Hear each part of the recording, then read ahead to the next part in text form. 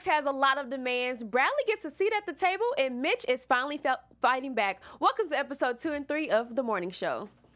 I'm Maria Menounos, and you're tuned in to AfterBuzz TV, the ESPN of TV talk. Now, let the buzz begin.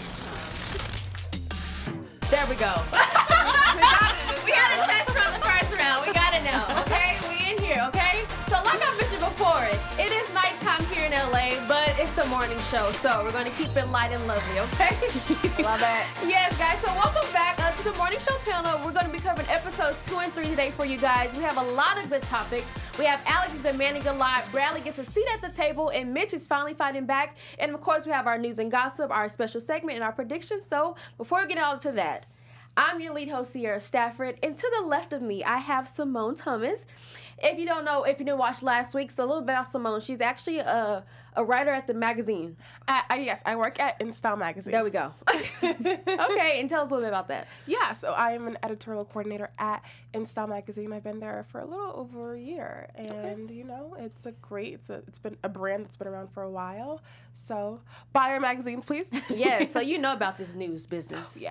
Okay. And then, of course, next to her, we have Miss Bonny Burke. Hi, guys. And fun fact about her and Jennifer Aniston have the same hairstylist. We do. So the next time you run into her, you have to, let her know something. Maybe she'll have the same haircut as me. Yeah? You were her inspiration. Right? Look, If you she inspired gets her. this cut, then we'll know. Look, you're We the know. Bradley Johnson. You're going to take her spot. Well, Bradley comes in that third episode, and she has a little bob Oh, okay. looking like mine. So maybe they stealing from you. That's all I'm saying. Hey, you heard it here first. Okay. Well, hey guys, that is us, and we're your beautiful panel for the morning show. So we're just gonna get straight into it. We have a lot of good topics to talk about. The first episode, kind of introduced us to everything.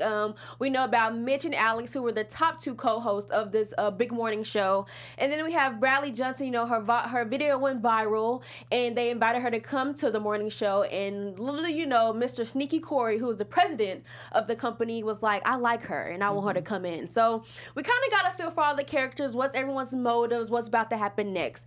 So this episode 2, we're going to talk about a little bit first. So Alex is coming hard with her demands. She's feeling that, she's about to get replaced, but she's like, "I want a co-host, and I need to know my co-host." So thoughts about this whole situation first off, because, she's really trying to hold her ground, but little she knows they're already plotting behind her. So it's kind of like we're seeing two sides of the same situation happen at the same time. So I'm going to start with you, Bonny. What did you think about this? I thought it was uncomfortable. Yeah. I thought overall uncomfortable situation, and I wanted to see someone have some agency. Something that I've started to notice with these episodes is that there's a lot of monologuing happening.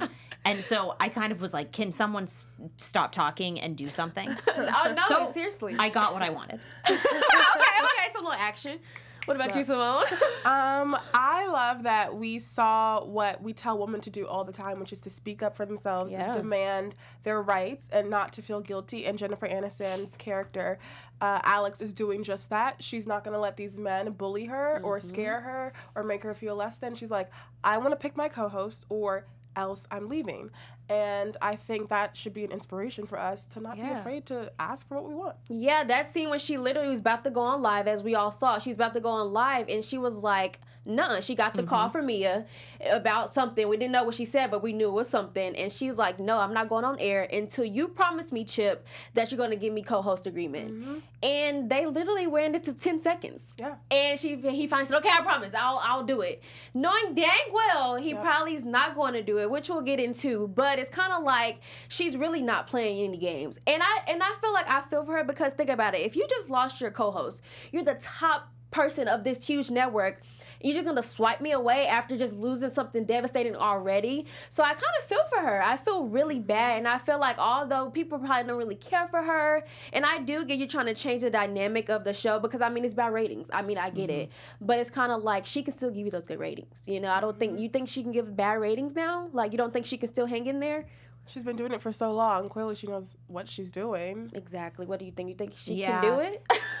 Because they I don't see it. I don't know. They don't see because it. the ratings were dropping with her and Mitch. So there was already kind of uneven ground that they were standing on, where, of course, people were still viewing in, were tuning in, but it wasn't like it once was. Yeah. So there's like that aspect of it also. But to me, when I look at that situation, I just think, well, can't you call someone to your office and have a conversation about ratings and what their career can and can't look like? Like, where do we move from here? Or like, let's talk, or like you said, tell me about it first. When the whole thing with Mitch was going on, her biggest thing was, like we talked about last week, why did no one tell me? I'm this man's co-host for 15 years. That's my freaking husband. I should be the first person to know everything. So, and we saw this episode, she's losing it. She is going crazy. Her daughter and her ex-husband don't even know how to handle her. And it's just, we're just watching her unfold, but she's still fighting so hard. Right. So it's kind of like, I love it. I don't know. She's showing the strength like we need to see in this industry. So shout out to you, Alex. We're here for you. I mean, you know, you fought, you made it. We're about to get into how you made it through, because Bradley got a seat at the table. You guys. Sure did. Now, we already knew what was going to happen. You know, we have Corey, you know, he was plotting on the low. So Corey met up with dinner with Bradley, and she came kind of like a storm. You know, Bradley's kind of that unusual person when it comes to professionalism. Oh, yeah. As we see, but I mean, it's what they love, okay? So, basically, Corey offered her a job. And it just happened just like that. Everything just trickled from there. So, did we expect this to happen this way or to this soon, do you think?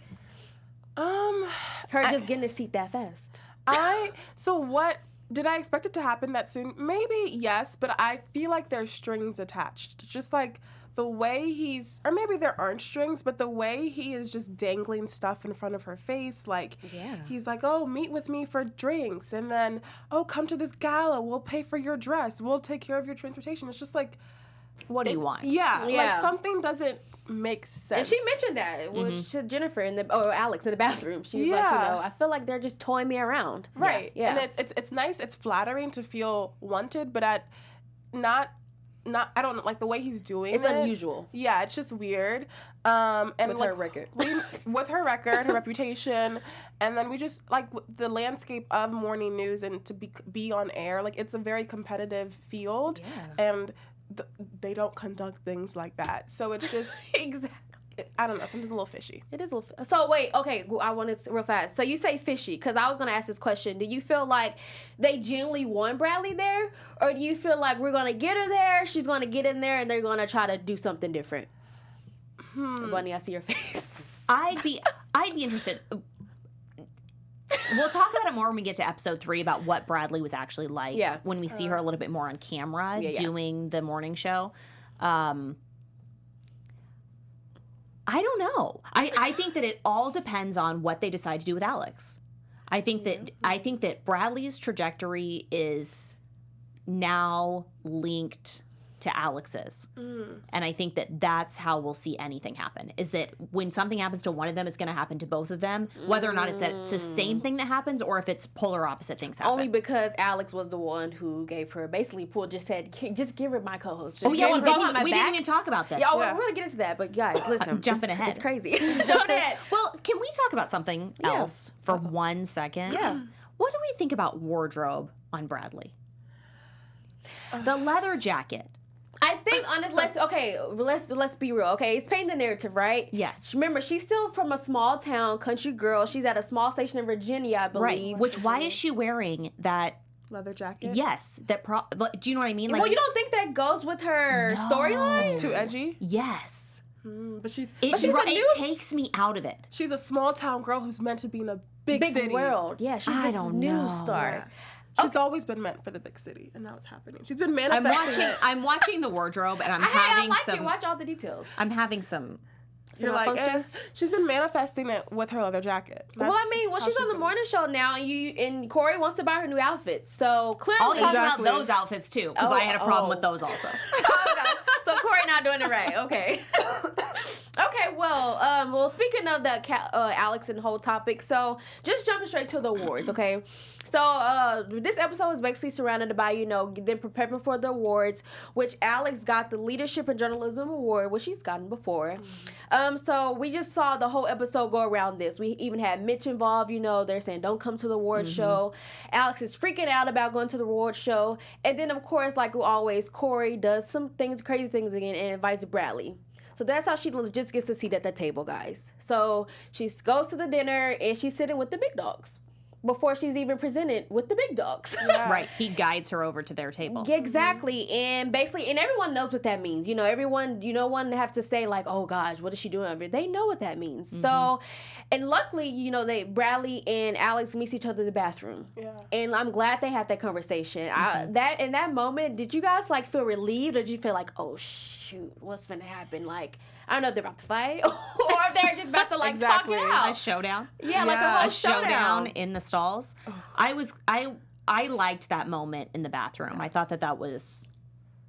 I thought it was great to see those two female characters be in really uncomfortable positions that they didn't put themselves in, and to see them having that conversation about it. I was more so happy that, because I thought that Bradley's gonna be a little arrogant. I'm not gonna lie, because but I was glad that she was like, I really have no idea what the heck is going on, because I mean, Bradley's smart. She can put two and two together, and she knows what's going on. So I really thought she was gonna be like, well, yeah, they want me here to take your, you know, like just being all bratty about it, but she wasn't.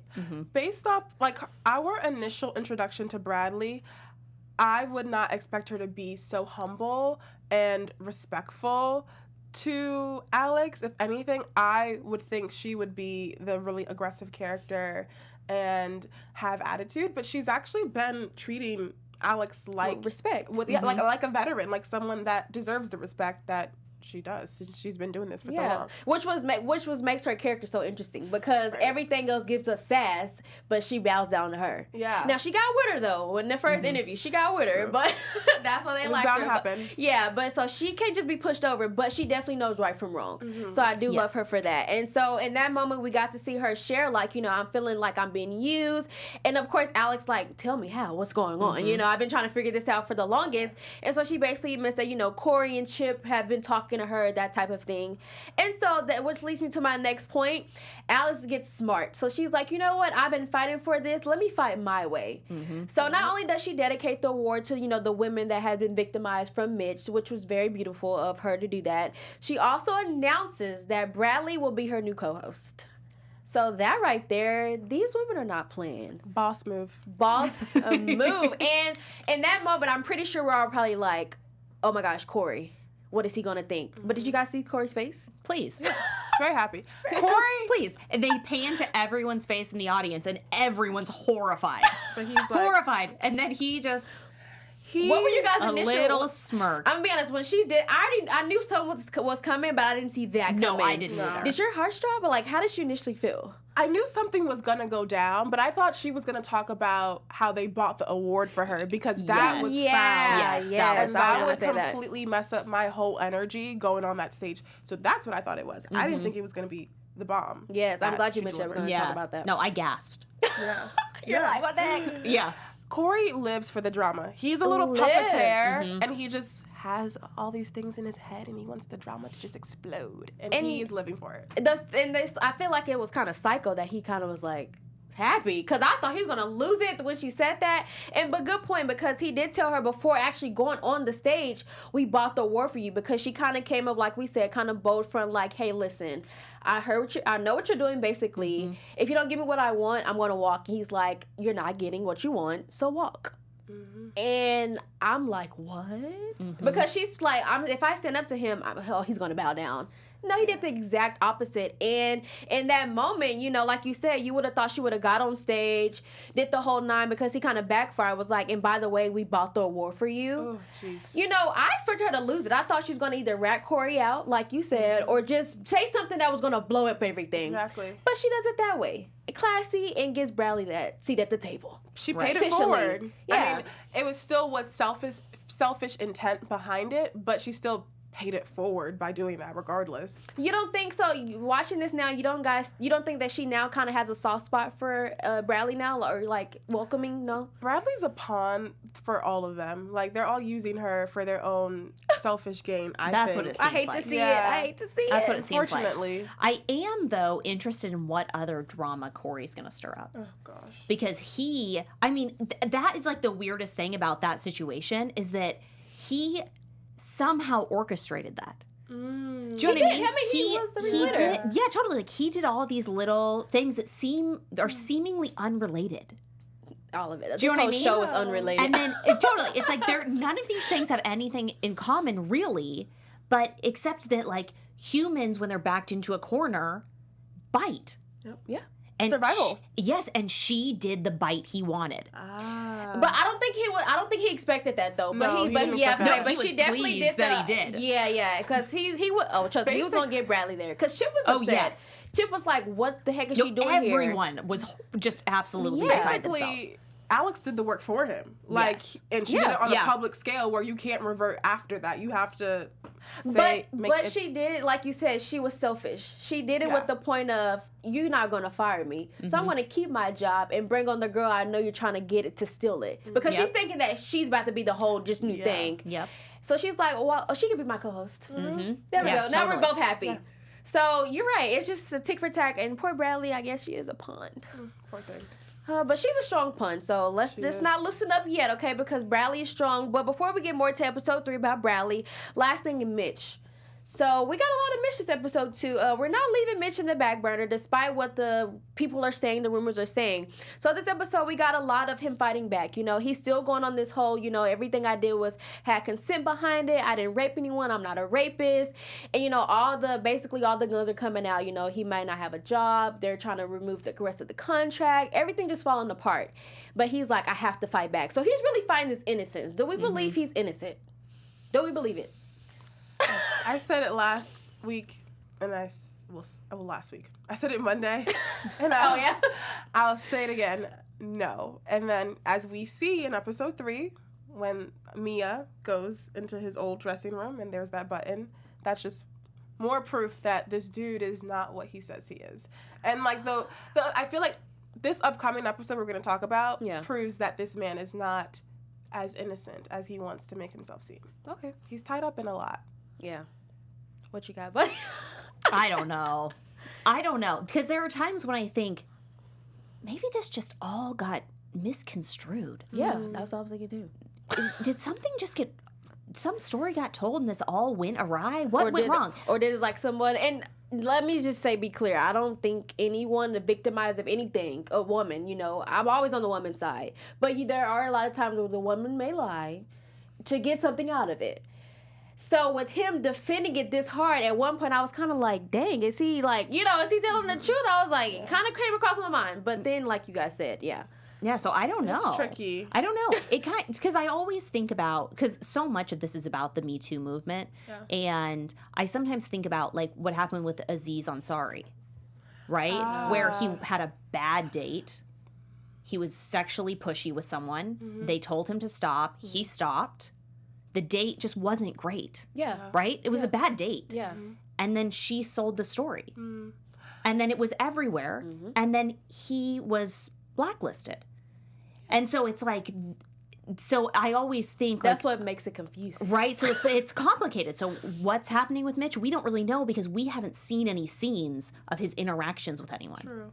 Outside Or of any him. girls coming forward, but I was gonna talk We about haven't that. heard any of the accusers or the victim stories either. We haven't heard anything from the horse's mouth or seen anything that could tell us. Well, we did see something this episode, but go ahead. The thing with Aziz Ansari was he was forthcoming and very self-aware and willing to put himself in the victim's shoes. And he was Yes. like, I could have done better. This man Yes, totally. is a know-it-all and is like, I didn't do anything wrong. Ah! Like he's crazy, and he's not humble enough to at least be empathetic and see that potentially something was wrong. Like there was a power play that was inappropriate. Like Totally. He knows it's wrong. He confessed to it. He just still upset about the outcome. So Aziz was different. Like he approached it and that's a treaded great lightly, where this dude is just obnoxious. Yes. Yeah, definitely. Yeah. But what we did see, which I was going to talk about in this topic, we did see one of the PAs in the office. She was kind of groping onto one of the other anchors. And kind of threw herself at him. He was saying like, no, not right now. Even though they do have a mutual relationship that we saw was very mutual, but you know, she kind of just threw himself on him. So, and when I was watching that scene, it made me think, so is she the same PA that was possibly doing this to Mitch? And because she just wanted it, and he was like, no, and then she's like, you can't tell me no. So that's what kind of makes you think like, It proves that this is common, that it's not something that's rare, and even though he got caught, other people just make it okay. But a thing that people are doing. But it makes you think, because, you know, he was accused of doing it with PAs as well. And the lady that we saw in the scene, she was a PA, and she was groping all over the anchor. So it's kind of like, is she the same PA, or are there other PAs that's acting just like her that got Mitch thrown out, and everybody else is just still doing the thing? You know, it just gives you a lot of questions. So, like Bonny, to your point, Bonny, I hope they give us like a flashback, and maybe we see Mitch doing. I mean, I don't want to, but, you know, just to connect the dots. Yes. So to have just a better understanding of what the situation was. Because they just kind of opened the show murky. like he was a rapist, he's fired. Okay, great. What else? There's no context, not that much at least. Or nothing that we can just use to defend. So, I mean, well, I guess we'll see as we continue to watch. But really quickly, we'll go on to episode 3. So, episode 3, we got a lot. So, we saw a lot of, you know, Alex and Bradley are now at the morning show. A lot of women empowerment this episode. So, what did you guys overall think about this episode? Well, I'm happy that Bradley is on the show. I think having 2 female anchors is great, and it shook things up for the better, and it worked out for Bradley since she was out of a job, so she needed to be employed. And it also, people are going to watch this. There's already so much drama surrounding the show because of the allegations, but now there's a new person, and the way she got hired, it's just a lot of buzz. It's like a soap opera, but on morning TV. Like, let's watch. No, seriously, no. Yeah, totally. And in this episode, we do get more of that context around Mitch and what is happening with these allegations in certain conversations and in things we see at the morning show that are happening behind closed, locked doors. And so we get kind of a better understanding of what's happening. What's his character, what was going on that we haven't seen yet. Yes. So speaking of that locked door that Bonny brought up, so one of the episodes we saw in episode 3, one of the scenes we saw in episode 3 was, so now that Bradley now has Mitch's old dressing room, as we know. And so the whole button thing, so Mia goes into the dressing room and she hits the button. Now the button symbolizes that the door, it closes and locks the door basically behind someone. And it was in Mitch's dressing room, which means he was hitting that button probably, assumingly that we think, and that's how he was getting women to lock in the room. But it was weird that Mia knew where the button was and hit the button. So now Mia's a suspect, like... Well, yeah, we see Mia sitting there with her face just dropped, just looks so just pained. Yeah. Doing this. And it's on the heels of, we see that conversation where Mitch and the director, they're playing tennis, just good old boys at night playing tennis. They sit down, they're having that conversation where Mitch says to that director, who's played by Martin Short, says, I've got a great idea. We can't sit here in silence anymore, right? Because that's kind of how Mitch had been pushing things, like, stop silencing me. I have a right to speak.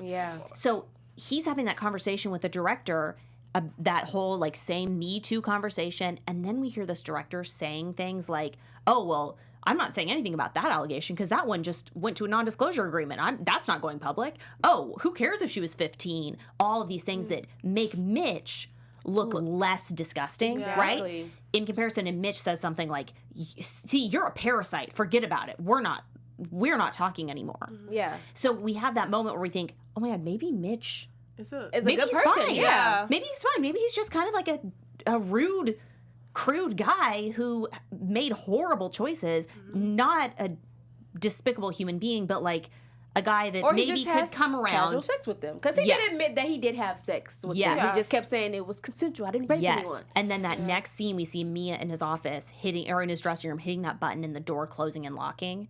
And it's just that immediate flashback to Matt Lauer. Locking women into his room and sexually assaulting them. And so but it's like that next scene, and then all of a sudden, then I think, Mitch, maybe disgusting. Not. Maybe not, Mitch. Oh my gosh. Right, but that was like the first tangible thing that we saw of Mitch doing something shouts wrong. Yeah, the first bit of evidence that we actually got, that we can actually connect some type of dot to. So I'm curious to see more about this. I'm pretty sure we're going to see more of this. So I just don't know what direction it's going to take. But I'm just happy that this last episode we got to see a lot of Alex and Mia and Bradley just stand up for themselves, like in the men-dominated industry for one. Let's start there. So just to see them continue to get their way as of now. I will say. It's kind of makes you feel good. It kind of gives us hope being in this industry just to fight for what you want, you know? You never know what it could lead you. So, whole job. So, topics were good and heavy, but let's get into our special segment really fast. Miss Simone is going to give us that. Okay, so it is time for real or fake news. Yes. Alrighty, so this week, as always, there is a lot of stuff going on in the world. And in Japan, they tried out a 4-day work week and 3 days off. And productivity went up 40%. And people were just overall happier. They did this for the summer. So do you guys think that this is true or false? By the way, this was Microsoft in Japan. They tried this out. So is it true or false? I'm going to say true, only because that's my schedule, too, in real life. What? And it's true. I mean, it works. It works. Yeah, I would guess it's true, too. I'm going to say it's true, but it's true that it works. Where do you work? I work in a marketing company. It's in Riverside, but amazing. They work with my schedule, yeah. Wow, and you're happier. You're more productive? Oh, yeah. On my off days, I have a lot. Well, I still have school. That's another reason why, too, because I have school and stuff, so. But, yeah. It works. We'll say true. True? Yeah. You guys are right. Yeah, it better be true because that's true for real. United States, please adopt this. We need this. Everybody needs this, yeah. Oh my gosh, come on. Alrighty, number 2. Just get a part-time job. Everybody can do it. True, yeah. If you get a part-time job, you can do it. Number 2, Blake Lively is going to come back for the reboot of Gossip Girl on HBO Max. Is that true or not? First off, I hope it's true because I love me some Gossip Girl. I know. I'm excited. What? I'm going to say true because I want it to I'm be going to say true, too. False. I knew it was too good to be true. Wait, is it not? Is there a reboot or she's not coming? The reboot is happening. Okay. So you're good on that. But she hasn't confirmed nothing. But Kristen Bell is coming back to voice Gossip Girl. Yes. Good. So will she be Gossip Girl?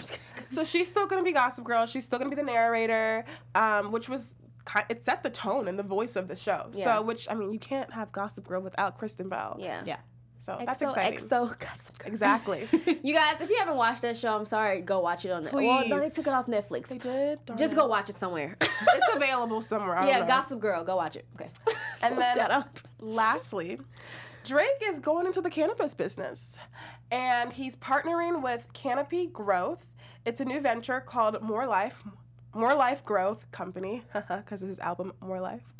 And he will own 60% of the company.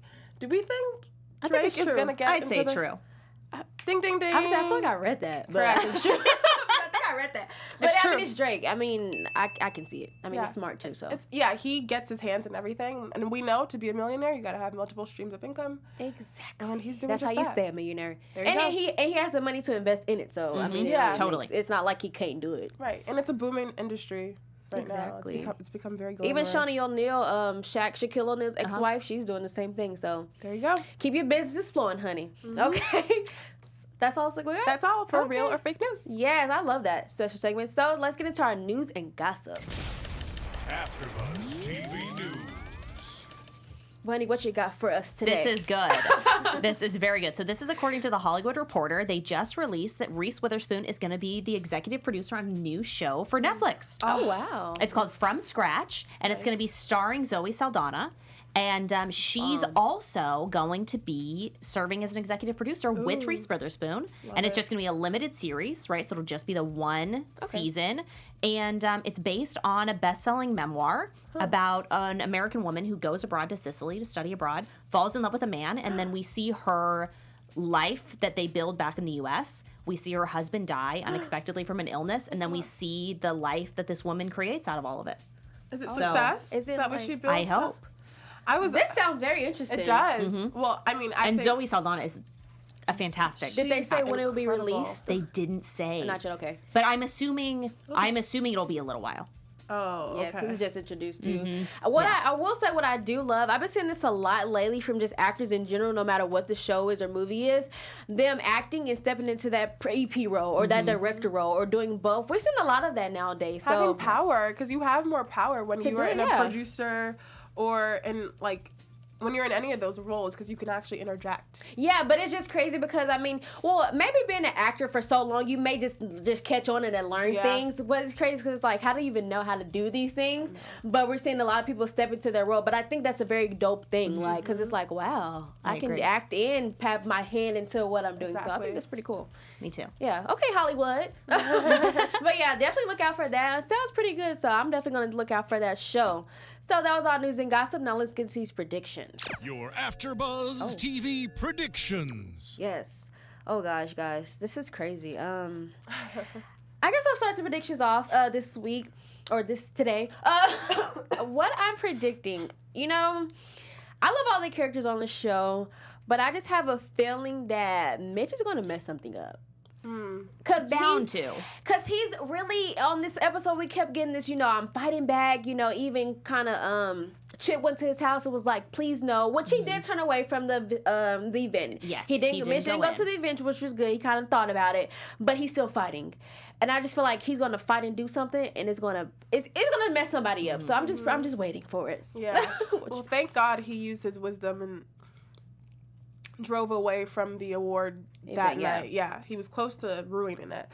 But I think that Corey and Bradley are going to develop a romance, but I don't think it's going to be one that's innocent. I think Corey is sneaky and always looking out for himself. Mm-hmm. And he's been, like I said, there's some strings attached to that relationship. So I just hope she's smart. But I feel like something's going to develop. It's just been weird. The dynamic between them. Yeah. Not professional. At all. By any means. That's a good prediction. I hope the opposite of that happens. We all do. Yeah, we all do. But I also hope there's not, I don't know, do you know how often in shows it's like we're showing powerful career-driven women and then all of a sudden it's like just their relationship. Hook, man. Do you know what I mean? Yeah. I'm like, can these women just not be in relationships? I know. Can they just stay how they are and that's good? Single. Agree. And great Successful. and fantastic and they can just be themselves in this situation. I am predicting that Alex and Bradley are going to become close. Ooh, I think too. I would love that. I think they're going to get in cahoots with each other and start to make moves. Yeah. That's what I was saying That's earlier. what I think. Do you guys feel like Alex is going to come around to her? Because think about it, that moment in the bathroom they had, it was kind of like, I'm being honest with you. I'm letting you know I'm just as lost as you are. Yeah. They're both trying to really bring us both, strain us both along. So I feel like Alex is going to kind of let her guard down, hopefully, and see that, okay, we're just alike. Yes. You're really cool people, despite of how you got here. I think she's kind of jealous of that. I think this is what it is, but I'm with you on that. I think That's so. what I would love to see that. That's a good one. Yeah, that's a good one. Okay, well, guys, let us know what you guys think your predictions are, what you guys thought about episodes 2 and 3, because it was a lot going on. So just let us know what you thought in the comments, and thank you for always tuning in with us. So till next week, I'm your host, Sierra Stafford. You can find me on my Instagram at Sierra Stafford TV. And guys, where can they find you at? You can find me at Simone Thomas on all social platforms. And you can find me on Instagram at Bonny Burke. Yes, go follow us, guys. Bye. Bye. Our founder, Keven Undergaro, and me, Maria Menounos, would like to thank you for tuning in to AfterBuzz TV. Remember, we're not just the first, we're the biggest in the world, and we're the only destination for all your favorite TV shows. Whatever you crave, we've got it. So go to AfterBuzzTV.com and check out our lineup. Buzz you later. The views expressed herein are those of the hosts only and do not necessarily reflect the views of AfterBuzz TV or its owners or principals.